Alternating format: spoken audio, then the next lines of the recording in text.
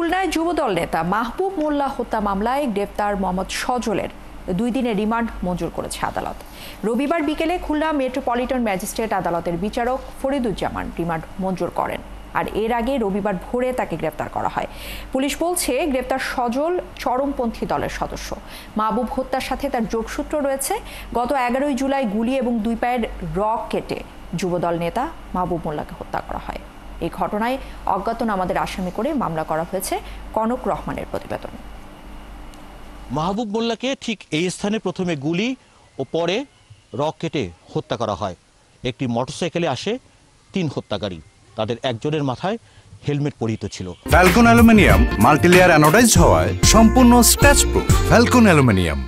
অপর 2 জনের হেলমেট বা কোনো ধরনের আবৃত ছিল না। পুলিশ প্রাথমিকভাবে ধারণা করছে হেলমেট পরিহিত ওই ব্যক্তির সাথে মাহবুবের পূর্ব পরিচয় ছিল, এজন্য তারা চিনে ফেলতে পারে কারণে সে হেলমেট পরে এসেছিল। তবে অপর যে 2 জন এসেছে তারা অন্যত্র কোথা থেকে তাদেরকে ভাড়া করে আনা হয়েছে।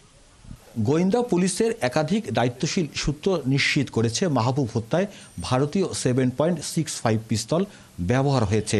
কিলিং মিশনে অংশ নেওয়া গাজী রায়হান ও ইমন হাওলাদার পিস্তল দিয়ে প্রথমে মাথা, মুখসহ শরীরের বিভিন্ন স্থানে গুলি ও পরবর্তীতে পায়ের রক কেটে মৃত্যু নিশ্চিত করে। হেলমেট পরে মোটরসাইকেল চালাচ্ছিল আসিফ। মূলত এরা ভাড়াটে কিলার। গুলির প্যাটার্ন থেকে একাধিক অস্ত্র এখানে ব্যবহৃত হয়েছে। তো আমরা তারা লোকাল কি ভাড়াটিয়া কিনা সেগুলো আমরা দেখছি আর কি। গত 9 মাসে খুলনায় হত্যাকাণ্ড 27টি। তবে রক কেটে হত্যার ঘটনা এটাই প্রথম। পুলিশ বলছে হত্যার এই ধরন তাদের ভাবাচ্ছে। এইটাও একটু ভিন্ন রকম মনে হচ্ছে। আমরা যাই হোক সবগুলোর ভিতরে যাচাই বাছাই করে দেখছি।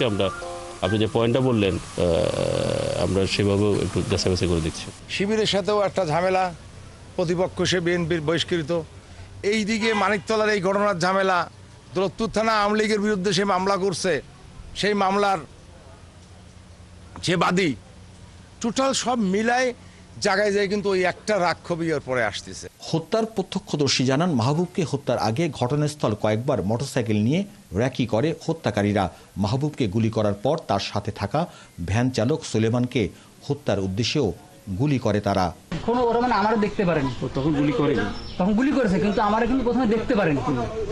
যখন আমি মাথা উঁচু করে যখন দেখতে গেছি তখন আমার দিকে গুলি ছুড়েছে। পুলিশ আরও জানায় চরমপন্থীদের গ্রুপিং, এলাকায় আধিপত্য, খুলনা প্রকৌশল ও প্রযুক্তি বিশ্ববিদ্যালয়ের ঘটনাসহ আরও কিছু বিষয় সামনে রেখে তদন্ত করছে তারা।